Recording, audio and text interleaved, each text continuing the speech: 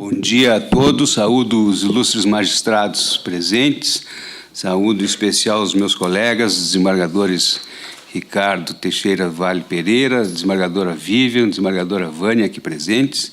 Em primeiro lugar, eu gostaria de agradecer ao desembargador Gebran pelo convite que me fez para presidir esse painel e que teremos a satisfação de tratar de um assunto realmente momentoso. O assunto que mais aparece é o dos medicamentos, mas não é apenas ele, né? O direito sanitário envolve uma série de questões. Os senhores diariamente nas suas varas estão tratando com essas questões, nós no tribunal também estamos tratando com essas questões. Temos várias questões que refogem dos remédios, questão de interdições de clínicas, de hospitais, ações civis públicas pedindo novos protocolos relativos à saúde, temos questões relativas a ressarcimentos de planos de saúde, etc. Então, uma série de questões que, a rigor, nós, juízes, não deveríamos estar lidando com essas questões, mas nós estamos lidando e somos muito criticados por fazê-lo, embora a culpa não seja nossa. A culpa é, me parece, e não é culpa, porque eu acho que está correta, a Constituição, ela escancarou a porta do acesso à justiça e nós estamos aqui tratando dessas questões que, a rigor, não seriam jurídicas, não é?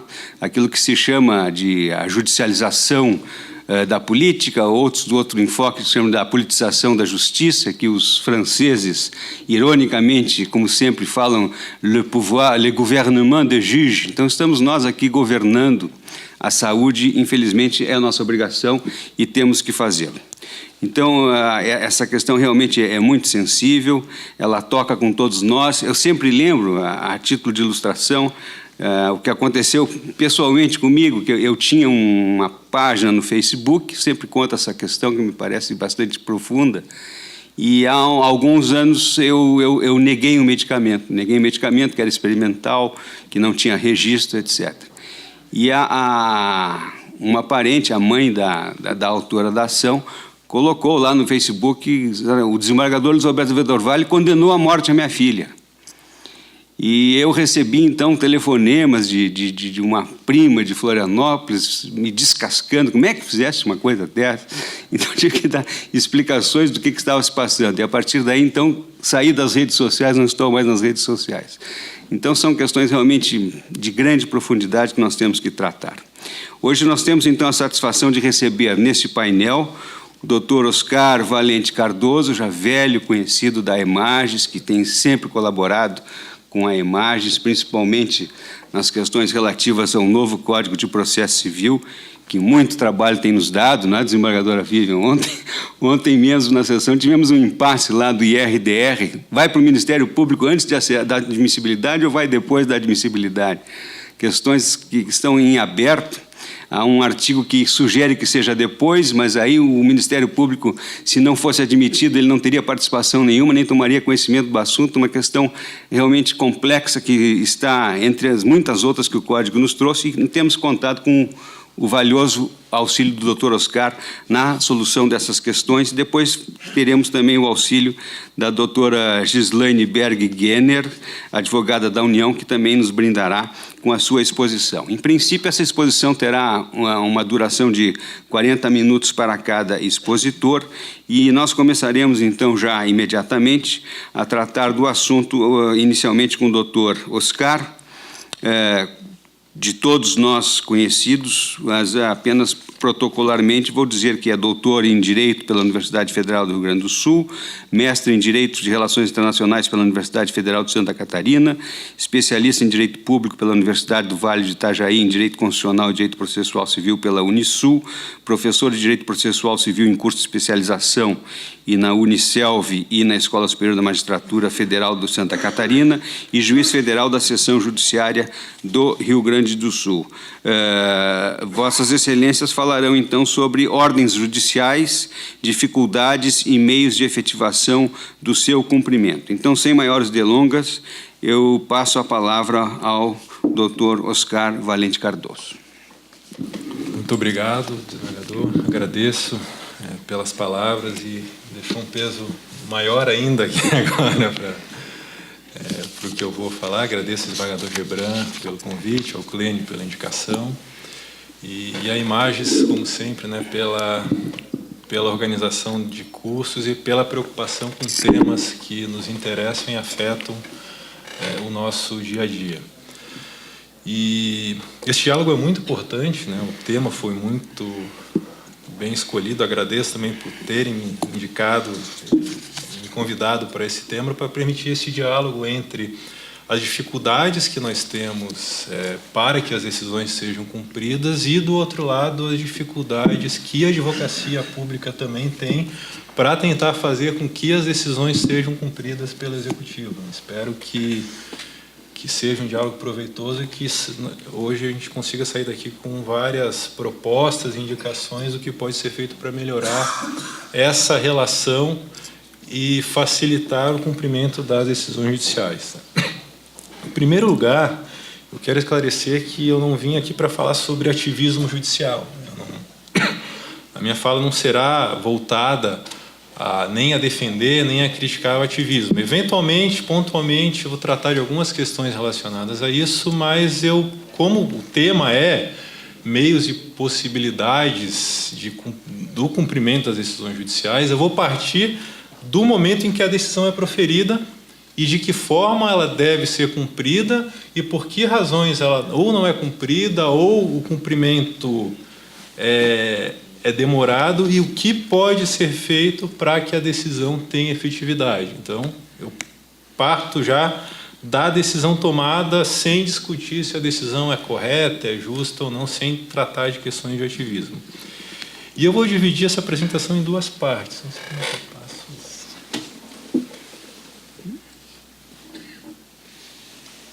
Esqueci de pegar. Só não sei se ele consegue ter alcance daqui, senão o senhor pode pegar daqui. E eu dividi a apresentação em duas partes. Uma primeira parte, mais breve, eu vou tratar do problema da judicialização individual de interesses coletivos, que eu acho que isso é o ponto de partida para entender a razão das grandes dificuldades que nós enfrentamos no cumprimento das decisões. E a segunda parte, que é um pouco mais extensa, aí eu vou entrar no tema que são as dificuldades e possibilidades de cumprimento das decisões judiciais e dividindo isso em três partes.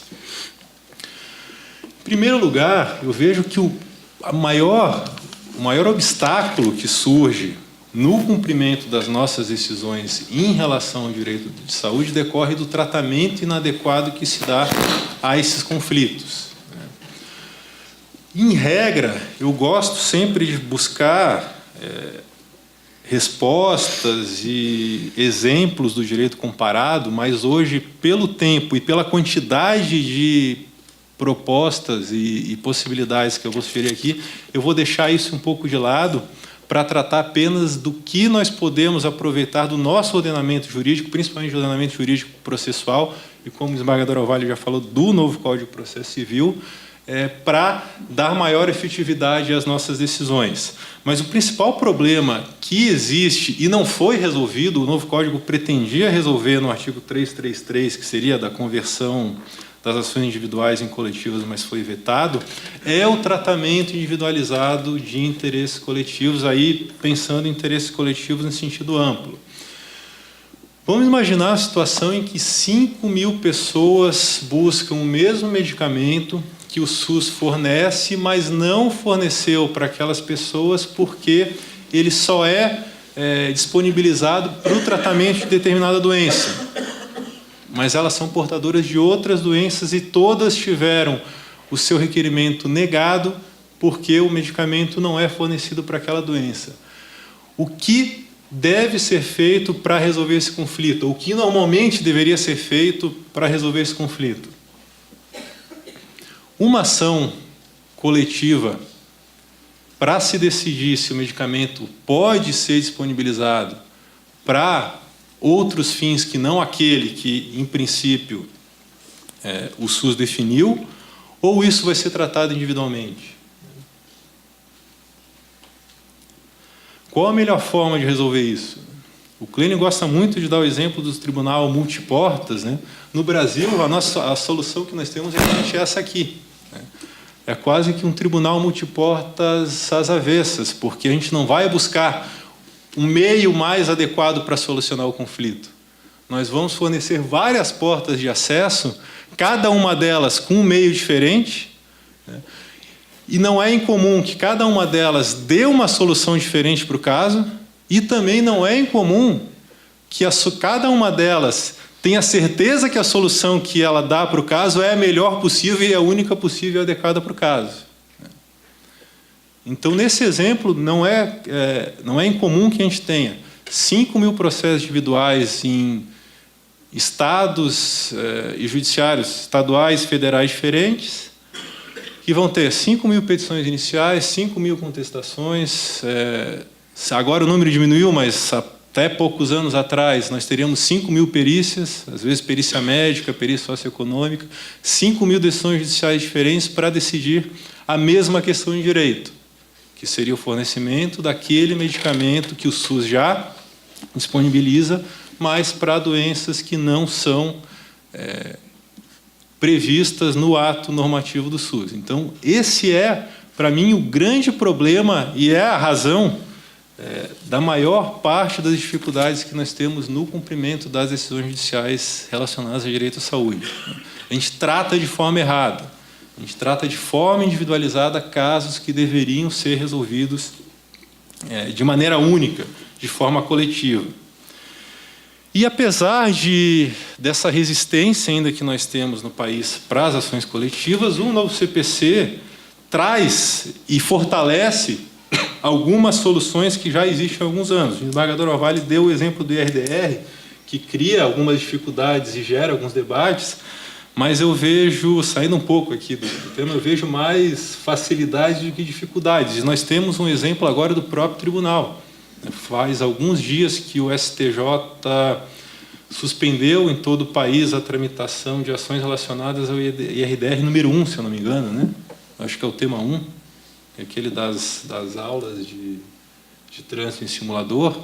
Então, a gente parou em todo o Judiciário Federal, nós não vamos analisar essas questões, vamos ficar esperando o TRF decidir, e depois a tese que o TRF fixar sobre essa questão de direito controvertida vai ser provavelmente levada, certamente levada ao STJ e talvez ao STF, que vai discutir não o recurso das partes, mas os argumentos utilizados pelo tribunal para fixar a tese e decidir se essa tese que resolve a questão de direito é correta ou não.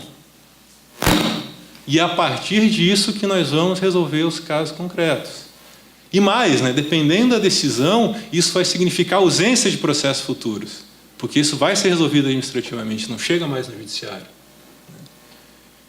E o novo CPC se preocupa com isso e fortalece essa resolução de questões de direito de forma única para ser aplicada em todos os casos similares, tanto os presentes como os futuros. E no direito previdenciário, que acho que o nosso maior tema aí, a nossa maior matéria de tratamento no dia a dia, a gente já vê os reflexos disso há alguns anos, né? Questão de interesse processual, né, foi uma questão que praticamente já não se discute mais. A decadência ainda tem alguns pontos controvertidos, mas não se discute mais. Por quê? O STF decidiu 1 ou 2 recursos extraordinários sobre o tema e, a partir disso, a gente vai resolver todos os casos iguais. E isso praticamente fez com que acabassem ou reduzissem em mais de 95% a quantidade de processos futuros distribuídos sobre o tema. Então, no direito à saúde, eu destaquei aqui no material, nós já temos 5 precedentes relevantes no STF e no STJ sobre o assunto, que acabou com as controvérsias judiciais que existiam sobre isso. O primeiro é a responsabilidade, né? Nós tivemos aí, no início, um período aí de 5, 6 anos, às vezes a gente passava 2, 3 anos para resolver de quem era a responsabilidade para fornecer o medicamento. Porque na divisão de atribuições do SUS, a União tem a atribuição principal de disponibilizar as verbas, de fazer repasse orçamentário, e quem faz efetivamente a prestação de serviço é o Estado e, supletivamente, o município. Então, a gente passou muito tempo discutindo de quem era a responsabilidade para ser demandado na ação judicial, ou seja, quem tinha legitimidade passiva. Até que em 2014 ou 2015, se eu não me engano, o STF resolveu isso no tema 793 da repercussão geral, né, dizendo que existe responsabilidade solidária de todos os entes públicos, né, União, Estado, Distrito Federal e municípios, e cabe ao autor escolher contra quem vai demandar. A partir daí acabou a discussão, né. Se a pessoa ingressa na Justiça Federal só contra a União, nós vamos seguir no processo, seja só contra a União, contra o Estado, contra o município, ou na Justiça Estadual só contra o município, contra o Estado, não se discute mais legitimidade passiva. A escolha é do autor, com base num julgamento único do Supremo. Algo que nos tomou vários anos. Eu lembro que essa discussão começou quando eu estava em Chapecó, em 2007, 2008, e foi resolvida lá em 2011, 2012, que começou a diminuir essa discussão. Então, foi uma questão que nos levou 5, 6 anos no Judiciário para se definir quem tinha responsabilidade, para se fixar a tese no STF e parar a discussão a partir daí. O julgado ele acaba confundindo um pouco responsabilidade com legitimidade passiva e solidariedade, mas o certo é que ele fixou essa questão que não é mais discutida no Judiciário, e ainda que a União, o Estado, alegue ilegitimidade passiva ou peça a inclusão dos outros entes no polo passivo, isso dificilmente vai adiante, porque a questão já está decidida. E aí nós temos outra questão relevante, que é o tema 686 do recursos repetitivos do STJ, em que se decidiu que não é obrigatório o chamamento ao processo da União. O chamamento ao processo nem existe mais, né, a forma de intervenção de terceiro que o novo CPC extinguiu, mas o que o STJ decidiu e ficou resolvido, inclusive atualmente, é que se a pessoa demandar apenas contra o Estado e contra o município, não cabe a inclusão da União contra a vontade dela.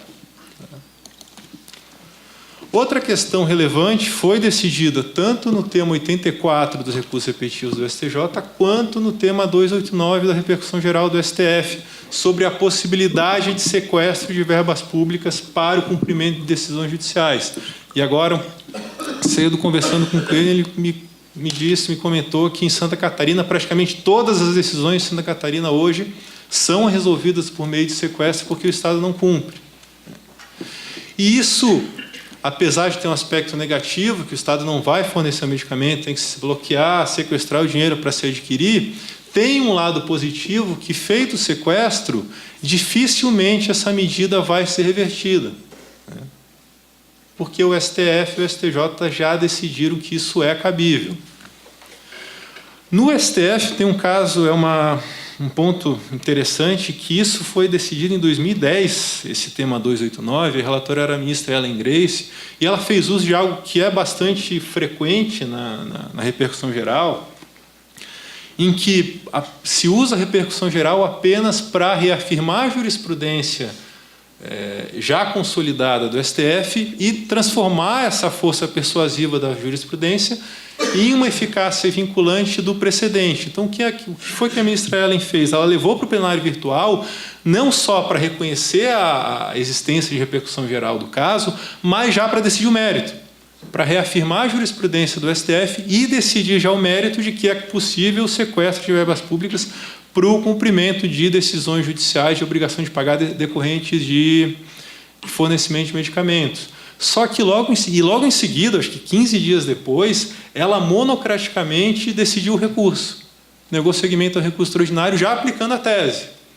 Só que no ano seguinte, 2011, ela se aposentou, o processo foi distribuído para a ministra Rosa, e em 2014, ela, numa decisão monocrática, determinou o seguimento do processo, sem fundamentação específica, sem explicar a razão. Há um pedido de reconsideração, se eu não me engano, é um recurso extraordinário do Estado do Rio Grande do Sul, há um pedido de reconsideração depois da decisão da ministra Ellen, e a ministra Rosa deu seguimento, e eu estou curioso para saber se o STF vai julgar de novo, o que vai acontecer com esse caso, porque a repercussão geral já foi decidida no mérito e a tese já foi fixada, mas o processo ainda está em andamento.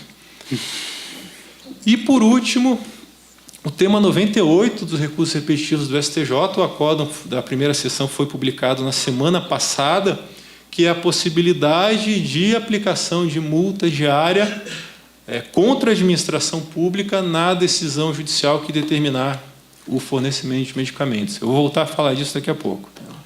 E nós temos ainda 3 precedentes muito importantes em formação, 2 no STF, o 6 e o 500, que tratam da possibilidade ou não de responsabilizar o Estado no fornecimento de medicamentos de grande valor, para pessoas portadoras de doença grave que não tiveram condições de custear o tratamento, e também fornecimento de medicamentos não registrados pela Anvisa.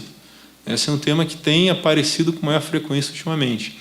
E, por último, o tema 84 do régimen repetitivo do STJ, que recentemente se determinou a suspensão de todos os processos em andamento no país, que tratam aí do dever de fornecimento de medicamentos não previstos em atos normativos do SUS. Eu acho que esse é o mais importante para resolver a maior parte dos nossos processos em andamento. Quais são as consequências disso? Quais são as consequências, e aí principalmente, ficando só aqui no que foi falado, de o STF ou o STJ resolver uma questão de direito em repercussão geral ou em recurso repetitivo, fixando um precedente que vai se aplicar a todos os casos semelhantes. O primeiro, como eu já falei, é a resolução não só dos processos pendentes, mas é a consequência que isso vai gerar com a ausência de processos futuros. Eu não vou entrar muito no assunto aqui, mas nós temos várias consequências que o Código prevê, inclusive o poder de agência reguladora, o STF. O STF pode, inclusive, determinar ordens ao órgão responsável pela regulamentação do tema para que expeça um ato normativo determinando e regulamentando o cumprimento da decisão, e no caso seria o Ministério da Saúde, a Anvisa, ou o que for. E isso evita a existência de processos futuros, porque ou vai fazer com que a administração cumpra já administrativamente a decisão para todos os casos iguais, ou, caso contrário, se for decidido em favor da administração pública, vai fazer com que os processos não existam, porque o particular já sabe que, caso peça judicialmente, certamente a decisão judicial vai ser contrária. E aí nós temos, como consequência disso, caso exista um processo judicial posterior à formação do precedente, o Código traz várias normas de aceleração do procedimento. Então, se o pedido for contrário ao precedente, certamente a gente vai poder fazer uso do julgamento de improcedência liminar do pedido. Se o pedido for baseado no precedente, a gente vai poder fazer uso de tutela de evidência ou, eventualmente, tutela provisória, e depois, em grau recursal, julgamento monocrático, imposição de multa em agravo interno contra questão manifestamente procedente por decisão unânime. O STF já faz uso disso com bastante frequência, desde já do final de 2015, principalmente a primeira turma. E outro ponto muito importante, eu até fiz isso aí numa questão que não é de medicamentos, mas embargos à execução, embargos a uma execução de título extrajudicial, a aplicação de multa por litigância de má-fé contra quem ele demanda contra precedente. Tá? Isso é um caso que eu vou começar a fazer algumas provocações para o tribunal para ver como o tribunal vai decidir. Eu já mandei 2 processos assim. É um caso, aí eu peguei dois casos muito exagerados, em que o embargante alegou de 10 a 15 teses, e todas elas, sem exceção, todas elas eram contrárias a alguma tese de recurso repetitivo já fixado pelo STJ. Quem demanda contra precedente é litigante de má-fé, que está agindo contra o ordenamento jurídico. Sem alegar distinção overruled. Sem alegar distinção, sem trazer alguma causa, apontar alguma causa de distinção do caso concreto ao precedente. E isso vai facilitar o trabalho do judiciário também, porque a gente define a questão de direito, o debate que eventualmente vai existir no processo é se o caso se enquadra ou não no precedente. E isso traz uma aceleração do procedimento e permite que os casos iguais sejam realmente decididos de forma semelhante e que seja tratado caso a caso que tiver alguma peculiaridade que demande alguma solução diferenciada. Passando à segunda parte, que aí efetivamente entrando no tema do que pode ser feito para fazer com que as decisões sejam cumpridas e o que nós podemos adotar de diferente. No nosso dia a dia nós enfrentamos várias dificuldades e as alegações geralmente se repetem. E o problema é saber como identificar em cada caso o que realmente é uma dificuldade no cumprimento da decisão e o que não é. E aí surgem aquelas discussões, se há um comportamento abusivo de má-fé ou se realmente há uma impossibilidade de cumprimento no prazo, a alegação de falta de recursos, seja administrativo e financeiro, para cumprimento, um número elevado de decisões, acho que aqui já foi tratado nos dias anteriores, a quantidade de decisões judiciais que a cada ano vem aumentando, o orçamento destinado ao cumprimento de decisões judiciais, fornecimento de medicamentos que a cada ano vem aumentando. E, é claro, isso também traz uma maior dificuldade à administração pública no cumprimento de decisões, e também nós temos dificuldades relacionadas ao princípio da legalidade estrita, que é o cumprimento de decisões sobre questões que não fazem parte do que normalmente o administrador público está autorizado a cumprir, e uma burocracia excessiva, em alguns casos, para o cumprimento de decisões e situações que demandam de uma resposta urgente. E aí eu quero destacar 3 fatores que geralmente são apontados como dificuldades e o que pode ser feito, principalmente com base nas normas processuais, para resolver ou tentar não entrar nessas dificuldades que normalmente são alegadas. Primeira, a mais comum e já acaba sendo afastada sem muita argumentação, são as limitações orçamentárias, para cumprir e para inserir mais verbas no cumprimento de decisões relacionadas ao direito à saúde, as dificuldades administrativas na aquisição de medicamentos que não são, e na prestação de serviços médicos que não são usualmente prestados pelo SUS, e, por último, a necessidade de cumprir essas decisões em prazos extremamente reduzidos. E aí, em primeiro lugar, sempre a pergunta que se faz é se o direito à saúde cabe no orçamento. E, como eu falei, eu não vou entrar na discussão aqui do ativismo, se a nossa Constituição foi longe demais, pretendeu fazer o que o Estado não tem condições, mas, geralmente, nós caímos na discussão da reserva do possível, do que o poder público, do que o SUS pode fazer com o orçamento que dispõe, e na realização de escolhas trágicas. A quem cabe fazer essa escolha da destinação que vai ser dada ao orçamento. É o Executivo, é o Legislativo, ou o Judiciário também pode interferir nessa questão. Aí eu coloquei alguns dados que eu acho que já foram trazidos aqui. Houve, nos últimos anos, um crescimento exponencial dos gastos que a União tem com despesas de saúde. A União sempre há um gasto muito elevado, que já passou de 1 bilhão por ano. E isso é um pouco cíclico. Eu peguei um dado aí no estado do Rio Grande do Sul, de 2015 para 2016 houve uma redução, mas às vezes isso pode significar que, como o Estado passa por dificuldade financeira, as pessoas evitam demandar contra o Estado e começam a demandar contra a União. E também leva a um aumento dos gastos que a União tem com isso. E aí um dado que eu achei interessante, que foi feito no estado de São Paulo, em 2015, havia lá um grupo de 35 pessoas no estado que trabalhavam só para cumprir ordens judiciais no fornecimento de medicamentos e outros serviços relacionados ao direito de saúde.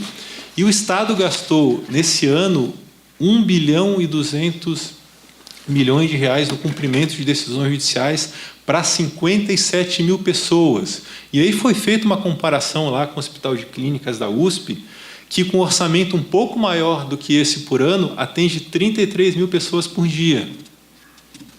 É claro que aqui a gente não vai multiplicar 35 mil por 365, isso daria 13 milhões, porque não se atende uma pessoa por dia. O atendimento, às vezes, acaba levando um período um pouco maior.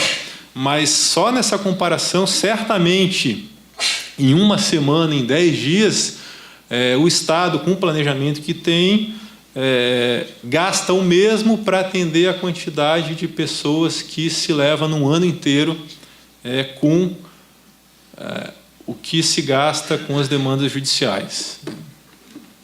E aí surgem várias questões e várias dúvidas, né? Se o direito de uma pessoa, de algumas, pode ser utilizado e pode ser efetivado, né, em detrimento de outras. Aí aqueles problemas de se furar fila, de há quantos anos a pessoa aguarda, mas não se sabe quantas pessoas estão aguardando há mais tempo para realizar a cirurgia, para ter determinado tratamento.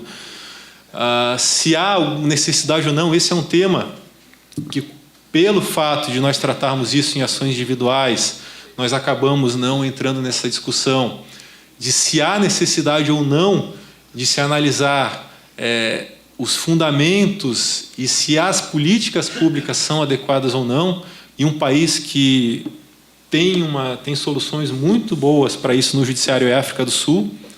A Corte Constitucional acaba tendo um diálogo maior e, inclusive, sugerindo e dando prazo para o Estado elaborar ou reelaborar suas políticas públicas sob pena de começar a ser condenado a fornecer determinado medicamento ou a prestar determinado serviço de saúde. Isso é algo que no Brasil não existe.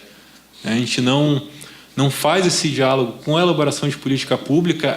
A discussão fornece o medicamento, presta o serviço ou não, principalmente porque a gente dá o tratamento individualizado. Os limites de controle, né, do judiciário sobre essas escolhas trágicas feitas, principalmente pelo executivo, e aí também sempre tem a dificuldade de se provar, né, de se comprovar que realmente não existe orçamento destinado a cumprir as decisões judiciais, até porque, nos últimos anos, é bem possível se falar na previsibilidade dos gastos da saúde pública com decisões judiciais. Os estados, municípios e a União já conseguem fazer essa previsão no orçamento, inclusive, principalmente, desde a criação do Fórum Nacional da Saúde do CNJ e dos comitês estaduais de saúde, que também acompanham e fazem periodicamente o levantamento desses dados, né? Então não há mais, não se pode mais acolher esse argumento da imprevisibilidade, da ausência de gastos, porque já é possível se fazer essa previsão no orçamento, né? E aí outra questão importante que eu sempre gosto de abordar é essa perspectiva da exclusão e da inclusão, né? Porque quando chega no processo judicial, chega a perspectiva da exclusão. A pessoa diz, olha, eu quero um determinado medicamento, um determinado serviço que o Estado não fornece. Só que a gente ignora tudo aquilo que o Estado fornece, né? E não fornece aquele medicamento, aquele tratamento, porque já tem um gasto específico voltado para outros que o SUS entende mais adequado para tratar aquela doença. O segundo ponto são as dificuldades administrativas, né? Claro, o réu, União, Estado, município, não cumpre diretamente a decisão judicial. É algum agente público que não integra o processo e não vai integrar que vai ser intimado por alguém para cumprir essa decisão. E isso já gera um grande problema, porque acaba virando um telefone sem fio, né? O advogado público vai ser intimado, às vezes, para cumprir a decisão em 72 horas, e, às vezes, nem ele, não sei se a doutora vai tratar desse assunto, nem ele tem acesso direto à pessoa que vai cumprir a decisão. Ele vai passar esse pedido, às vezes, para algum servidor da Procuradoria, que vai encaminhar para alguém da Secretaria de Saúde, que vai encaminhar para o secretário de Saúde ou para o órgão, que vai chegar, às vezes vai passar por 4 ou 5 pessoas até chegar na pessoa que vai efetivamente implantar, cumprir a ordem. E, às vezes, para chegar nessa pessoa já decorreu metade do prazo. Mas isso também tem aí um pouco da responsabilidade da administração pública, que é muito resistente a se fazer esse cumprimento direto, né? A gente não custa lembrar, há poucos anos, quando foi instalado, ainda na época do EPROC V1, quando se queriam cadastrar os estados e municípios no polo passivo para receber citação direta no processo eletrônico e não a citação pessoal por mandado ou carta precatória, houve uma resistência muito grande.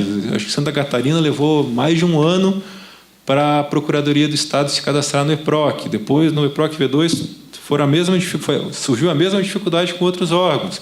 Isso seria muito fácil de ser resolvido com um cadastro direto no processo eletrônico da pessoa que vai cumprir a decisão. Algo que a gente já faz com muito sucesso no INSS. O INSS já há muitos anos tem o agente público que vai cumprir a decisão, já é cadastrado, quem vai ser intimado para cumprir é ele, e não o procurador. E a gente começou isso com 60 dias, depois baixou para 30, aí 30 virou uma barreira intransponível, né? Não se podia cumprir nada em menos de 30 dias, e hoje facilmente se cumpre uma decisão judicial de implantação de benefício previdenciário em 10, 15, no máximo 20 dias. Isso também seria possível nas questões relacionadas ao direito à saúde se o agente que tem aqui, que vai cumprir a ordem, se cadastre diretamente no processo eletrônico para cumprir. E aí tira essa discussão sobre a responsabilidade do advogado público no cumprimento da ordem. Mas esse já é um obstáculo muito grande que nós temos no cumprimento da ordem, que às vezes passa por 4 ou 5 pessoas até chegar em quem vai cumprir. Eu me lembro que tivemos aqui em Porto Alegre uma questão, o doutor Luiz Antônio Alcoba Freitas, que respondia pela Advocacia da União no Rio Grande do Sul, que é uma pessoa que todos nós conhecemos da maior prestatividade, excelente profissional, e que houve um mandado de prisão contra ele por descumprimento de ordem. Tivemos que correr atrás, então, para desfazer essa situação. Eu vou chegar nisso também, já em 2, 3 minutos eu trouxe esse exemplo para discutir o que a gente pode fazer agora, claro, e o que o novo Código fez até para blindar esse tipo de situação, né? Em primeiro lugar, nós temos deveres de cooperação, não só das partes, mas de terceiros. Eu vou passar rapidamente, eu sei que o tempo está esgotando, né? Mas, além da parte ter um dever de praticar o ato que lhe for determinado, o Código tem vários dispositivos que prevêem direitos de cooperação de terceiros, inclusive daquele agente público que, ainda que alegue que ele não é parte, que ele é só alguém que foi incumbido de cumprir a ordem, ele também pode, sim, ser responsabilizado pelo cumprimento da decisão. Eu não digo uma determinação de uma prisão em flagrante, mas pode sim ser responsabilizado por um crime de desobediência ao descumprimento da ordem judicial. Pode ser, nós podemos impor multas e outras medidas para aquela pessoa que é incumbida de cumprir a ordem e não cumpre, com base nos deveres de cooperação previstos no Código. Eu vou passar para poder tratar de todos os temas. E isso o Código deixa bem claro, e aqui eu coloquei 2 artigos que tratam disso de forma expressa, o 403, que aí é uma questão de exibição de documentos, entrega de coisa, e o 536, parágrafo 3º, que trata do cumprimento de obrigações de fazer. Tá? E esse dispositivo deixa claro, inclusive, que nós podemos combinar sanções de natureza civil e criminal, que era algo bastante questionável e realmente se afastava, né? A imposição de sanção penal de forma acumulada com alguma sanção civil. O novo CPC deixa claro que isso é possível. Nós podemos combinar multa diária, a multa inicial de 10%, de forma cumulativa com o crime de desobediência ou, eventualmente, algum outro crime contra a administração pública pelo descumprimento da ordem judicial. Tá? Já não existe, eu espero que não exista mais discussão sobre isso, porque o Código deixa claro que sim, isso é possível. E aí, chegando na responsabilidade do advogado público, é claro que ali foi um caso, como se diz, fora da curva. É difícil dizer se alguém tem razão num caso como esse, porque foi uma decisão judicial que já estava há muito tempo sem ser cumprida e provavelmente sem prestar as informações pertinentes, que se chegou a essa medida da determinação de ordem de prisão. E isso hoje, com o novo CPC, não é mais possível. Eu coloquei aqui a regra do artigo 184, mas é uma regra que existe para todos os agentes públicos que atuam no processo judicial. Isso vale para nós, juízes, todos os serventuários da Justiça, Ministério Público, Advogado Público e Defensoria Pública. A responsabilidade de todos nós é sempre regressiva e subjetiva. Tá? Então, nenhum agente público que atua no processo judicial pode ser responsabilizado diretamente por atos praticados no processo. Tá? A responsabilidade direta vai ser da administração pública e aí responsabilidade objetiva, e a responsabilidade do agente público, da pessoa, é sempre regressiva e subjetiva. E aí subjetiva no sentido mais estrito, porque só em casos de dolo ou fraude. Tá? Então não é mais possível, pelo novo Código, se responsabilizar o advogado público pelo descumprimento da ordem judicial. Mas, como eu falei, não impede a responsabilização do agente que deveria cumprir a ordem e não cumpre. E aqui, para mim, é o dispositivo mais importante para nós, na determinação do cumprimento das decisões, não só no direito à saúde, mas em qualquer espécie de obrigação de pagar, fazer, não fazer, entrega de coisa, que é o inciso 4 do artigo 139. Tá? Alguns autores, vocês vão ver que podem falar de forma equivocada que seria um poder geral de cautela, e eles dão um destaque ali naquela parte que fala em medidas necessárias para assegurar o cumprimento da ordem, mas não é. Tá? Esse artigo não se limita só à efetivação de medidas de natureza cautelar, mas também em medidas de natureza satisfativa, e prevê que, a requerimento da parte ou de ofício e em qualquer espécie de obrigação, nós podemos determinar qualquer medida, e aí indutiva, sancionatória, coercitiva, mandamental, subrogatória, necessária para o cumprimento da ordem judicial. Tá? A inércia acabou com a petição inicial. A partir daí, para se fazer cumprir o que é pedido, seja na inicial, seja na contestação, seja em pedido feito por terceiro ou pelo Ministério Público, nós podemos determinar qualquer medida necessária para cumprimento da decisão que vai efetivar aquela tutela postulada por alguns sujeitos processuais. E isso mesmo de ofício. E aí envolve, como o jogador já falou, interdição de hospital, interdição de clínica. Por mais excessiva que possa parecer, se for adequada e proporcional ao caso concreto, em tese é possível. E aí, o que o Código deixa claro, e ampliando o que o CPC de 73 já previa no 461, mas só para obrigações de fazer ou não fazer entrega de coisa, o novo Código deixa claro que isso é possível, inclusive em obrigações de pagar. Então, o Estado não cumpriu a obrigação de fazer, se tenta o sequestro da verba, se impõe multa, é possível acumular a multa lá de 10% da obrigação de pagar dos 525 com multa diária. Não é mais proibido, como o STJ entendia que era, acumular, se impor, se fixar astreinte em decisão judicial que determina o cumprimento de obrigação de pagar. O 139, inciso 4, permite. Tá? E qualquer outra medida. Eu sempre gosto de dar um exemplo que foi tomado no retrasado, se eu não me engano, eu acho que até foi um pouco antes da entrada em vigor do novo CPC, por um juiz do trabalho, uma empresa que reiteradamente não cumpria as decisões, ele oficiou para a empresa de energia elétrica e determinou o corte de energia, até que a empresa cumprisse a ordem. Foi uma medida excessiva?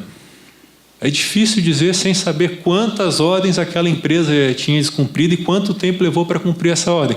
Mas o fato é que no mesmo dia em que a ordem chegou na companhia elétrica de manhã, ela cortou a energia, à tarde a empresa pagou. Aí à tarde a empresa cumpriu. Tá? Então nada em princípio o Código permite a adoção de qualquer medida necessária. E a gente acaba vendo muito na imprensa, se fala só em bloqueio de passaporte, CNH, cartão de crédito.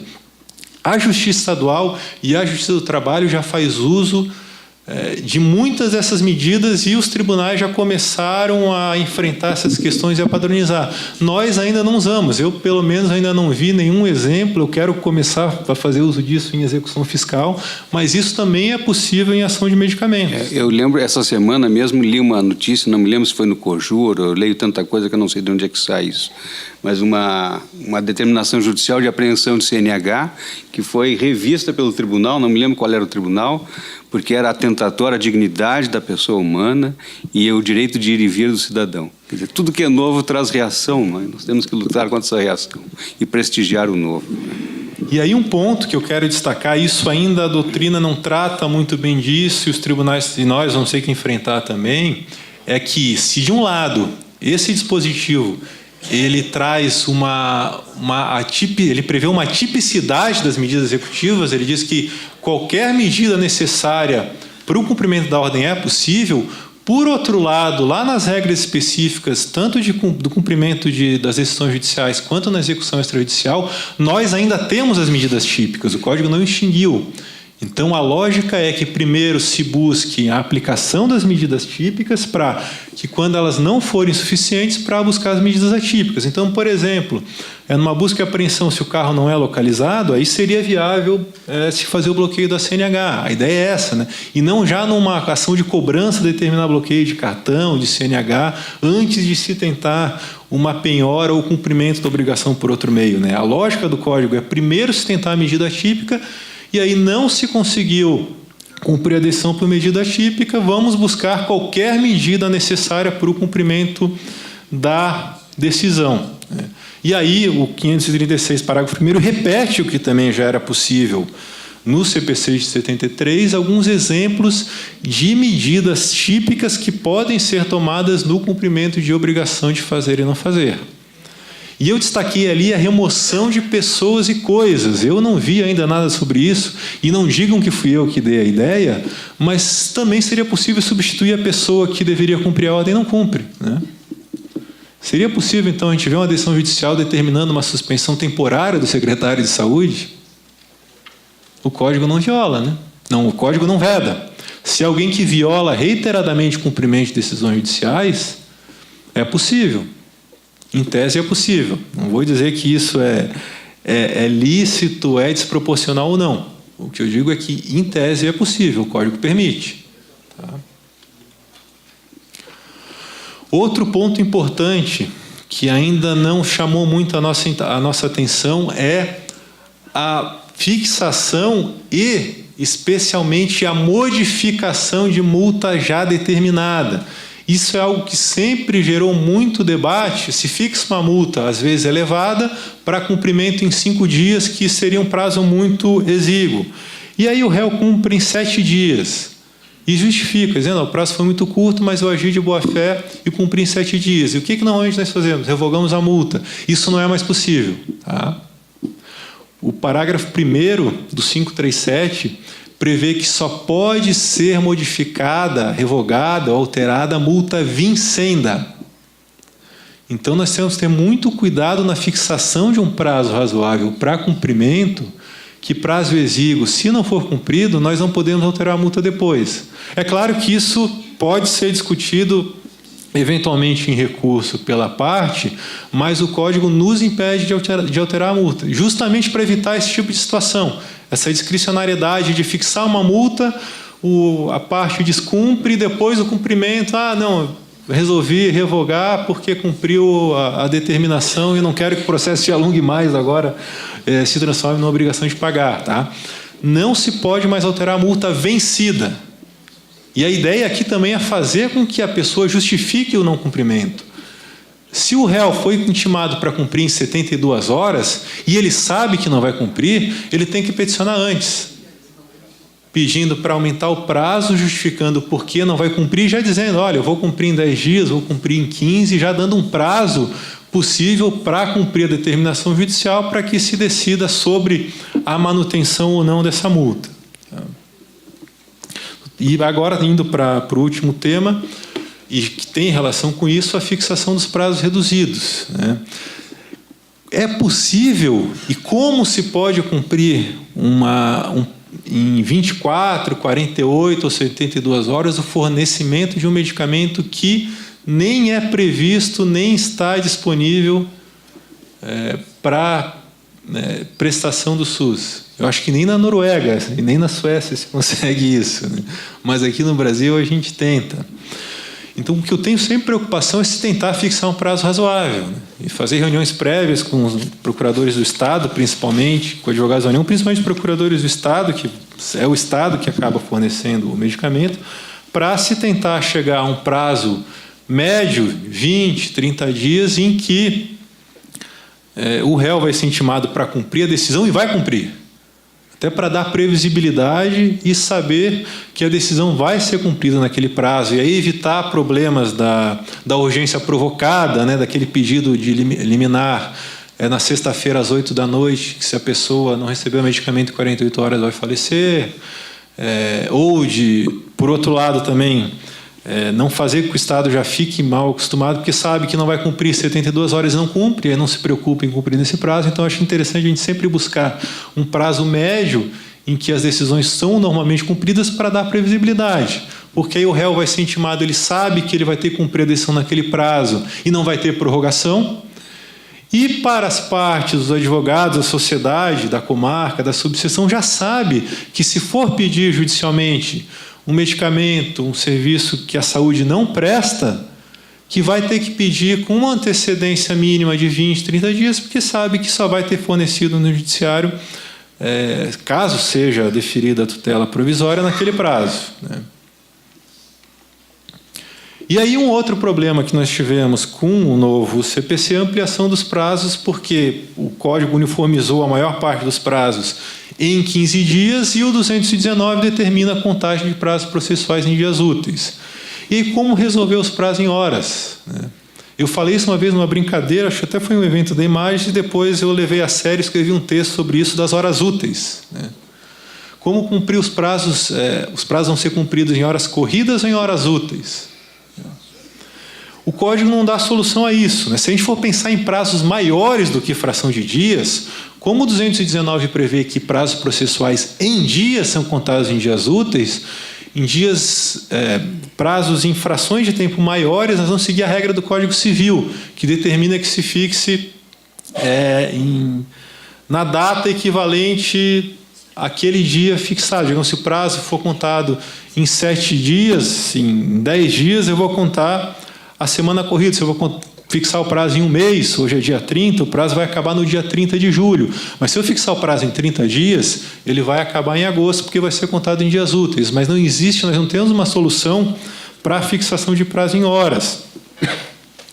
E a conclusão que eu cheguei é como o prazo em minutos ou em horas, em minutos acho difícil de existir, né? Mas como o prazo em horas ele é fixado numa fração inferior do artigo 219, ele vai ter que ser contado de acordo com a regra do artigo 219, ou seja, prazo em horas tem que ser contado dentro de dias úteis, né? Isso gera uma diferença, porque se numa tutela provisória de urgência se intimar a União para fornecer um medicamento de 72 horas numa sexta-feira, se for contar em horas corridas, esse prazo vai acabar na segunda-feira. Se contar esse prazo em horas em dias úteis, esse prazo só acaba na quarta-feira. Mas eu deixo em aberto essa possibilidade de se fundamentar a decisão no sentido de não contar em dias úteis. Dependendo da gravidade, da urgência da situação, acho que é possível, excepcionalmente, a fixação de prazo em horas corridas. O que também não impede a fixação do prazo em dia, né? Fixa o prazo em 1 ou 2 dias, que a gente pode chegar ao mesmo resultado. E, por último, realmente agora, para concluir, nós temos um ponto que, nos últimos anos, ele acabou sendo muito discutido no direito previdenciário, mas que, inevitavelmente, ele vai chegar no direito à saúde com uma menor frequência, porque o número de decisões deformadas é muito reduzido, que é a responsabilidade objetiva prevista no artigo 302 para o beneficiário da tutela provisória de urgência, que é posteriormente revogada, modificada ou extinta. Isso já tem gerado no direito previdenciário um cuidado maior dos advogados em pedir a tutela provisória. Talvez, eu acho que, como eu disse, no direito de saúde com uma frequência muito menor, porque há um número pequeno de decisões revistas, mas também nós precisamos ter esse cuidado, porque o Código traz essa regra da responsabilidade objetiva de o beneficiado pela tutela provisória de urgência ressarcir os danos causados à parte contrária, caso essa medida venha no futuro a ser reformada, né? Aqui também nós temos um precedente, na verdade, sobre o assunto, que é o 692 do STJ, mas ele é específico de demandas previdenciárias, em que fixa a responsabilidade objetiva do beneficiado da tutela provisória de urgência. Esse tema chegou ao STF no tema 799 da repercussão geral, mas o STF não reconheceu a repercussão geral por entender que era matéria infraconstitucional.